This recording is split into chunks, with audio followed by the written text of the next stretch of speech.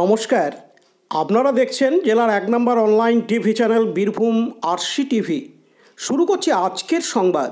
বিস্তারিত সংবাদে যাবার আগে দেখে নেব সংবাদ শিরোনাম।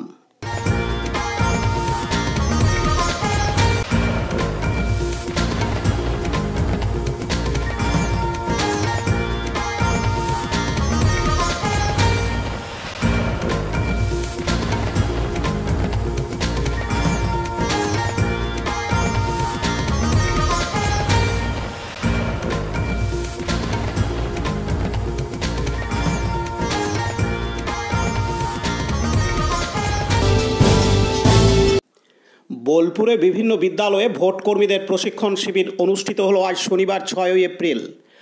আসন্ন ২০২৪ সালের লোকসভা নির্বাচন।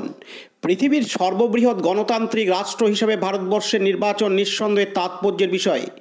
১৩ই মে বীরভূম জেলার দুটি লোকসভার আসন, তার মধ্যে একটি হলো বোলপুর তপশিলি আসন ও অপরটি হলো বীরভূম লোকসভা কেন্দ্রে ভোট গ্রহণ অনুষ্ঠিত হবে।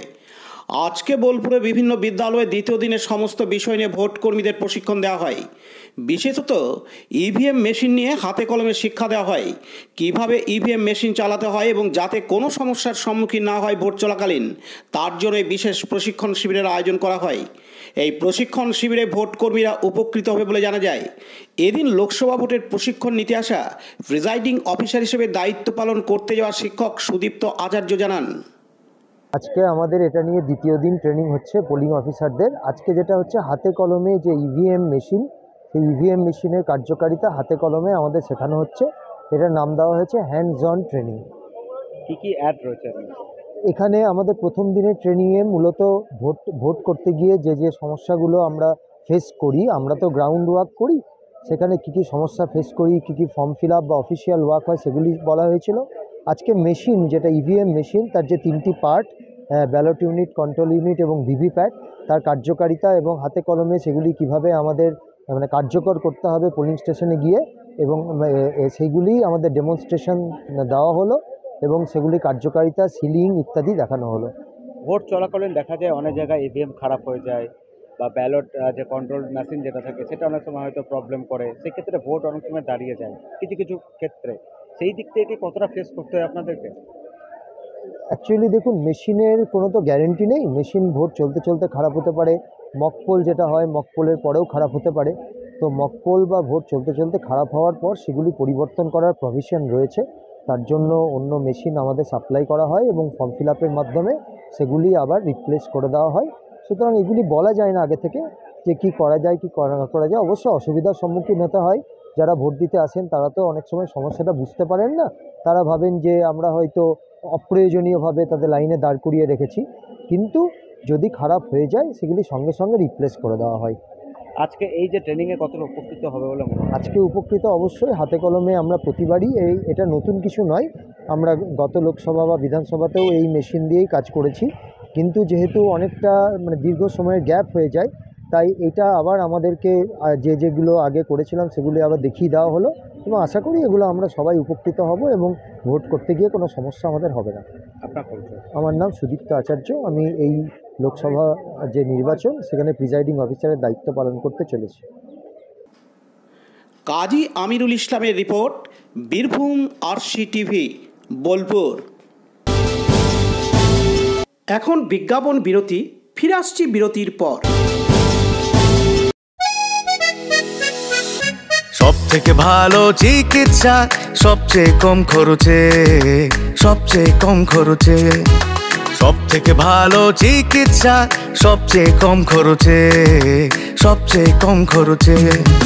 বিশ্বমানের স্বাস্থ্য পরিষেবা মিলবে দিনে রাতে, বিশ্বমানের স্বাস্থ্য পরিষেবা মিলবে দিনে রাতে। মনি মহেশ হসপিটাল, মনি মহেশ হসপিটাল, মনি মহেশ হসপিটাল, মনি মহেশ হসপিটাল। মনি মহেশ হসপিটাল, দুবরাজপুর, বীরভূম। ফিরে এলাম বিরতির পর। আসন্ন লোকসভা নির্বাচন পরিচালনা করার জন্য ভোট কর্মীদের প্রতি বছরের মতো এবারও শুরু হয়েছে উপযুক্ত প্রশিক্ষণ শিবির।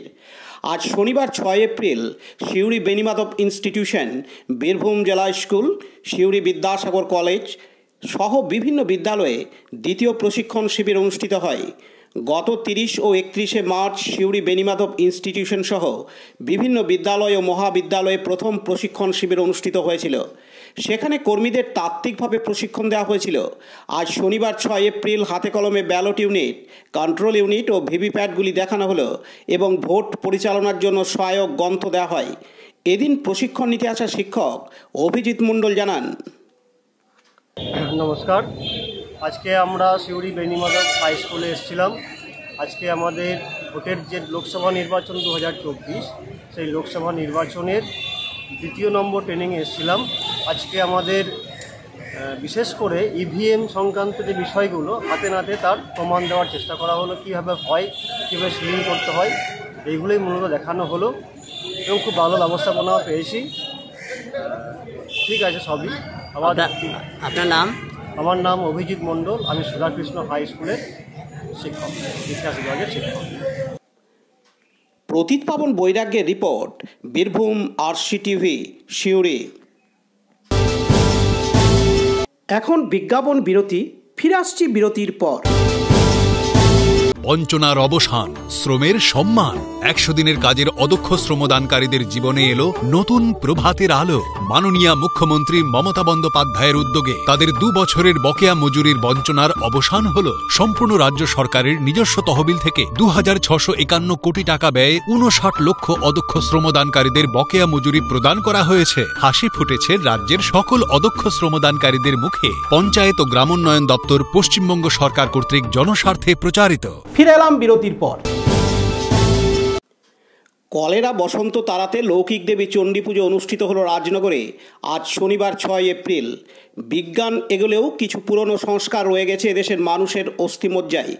তাই আধুনিক চিকিৎসার পাশাপাশি লৌকিক দেবতাদেরও মানুষ নিজেদের মঙ্গল কামনায় এগিয়ে রাখেন। এমনই এক দৃশ্য দেখা গেল রাজনগর থানার গৌরীবাগান গ্রামে। প্রতি বছরের মতো এবারও গ্রামবাসীদের উদ্যোগে আয়োজিত হলো লৌকিক দেবী চণ্ডীর পুজো। এ বিষয়ে গ্রামবাসীদের তরফে নন্দলাল বাগদি জানান, এই সময় কলেরা হয়, বসন্ত হয়, এই জন্য আমরা আয়োজন করে থাকি মা চণ্ডীর পুজো। আমাদের বিশ্বাস এসব বিপদ থেকে মা চণ্ডী আমাদের রক্ষা করবেন। এদিন গ্রামের সবাই আম্রপল্লব দিয়ে সাজিয়েছেন নিজেদের ঘরের সদর দরজা, সামনে দিয়েছেন মারুলি। এদিন তিনি আরও জানান, আমরা মা মঙ্গলচণ্ডী পুজোটা দীর্ঘদিনের পুজো। আমরা সমস্ত গ্রামবাসীরা এই পুজোটাকে পরিচালনা করছি। কলেরা, বসন্ত, মহামারী, কোনো অসুখ বেসুখ যেন না আসে, ওই জন্য আমরা মায়ের পুজোটাই দীর্ঘদিন ধরে চলে আসছে, ওই জন্য আমরা মায়ের পুজোটা করছি। আচ্ছা, কীভাবে পুজো করেন? চাঁদা করে না অন্য? না, আমাদের সমস্ত গ্রামের চাঁদা করেই করা হয়। আচ্ছা, আপনার নাম? নন্দলাল বাগদি। উত্তম মণ্ডলের রিপোর্ট, বীরভূম RCTV রাজনগর। আজকের সংবাদ এই পর্যন্ত। পরবর্তী সংবাদের জন্য চোখ রাখুন বীরভূম RCTVর পর্দায়। নমস্কার।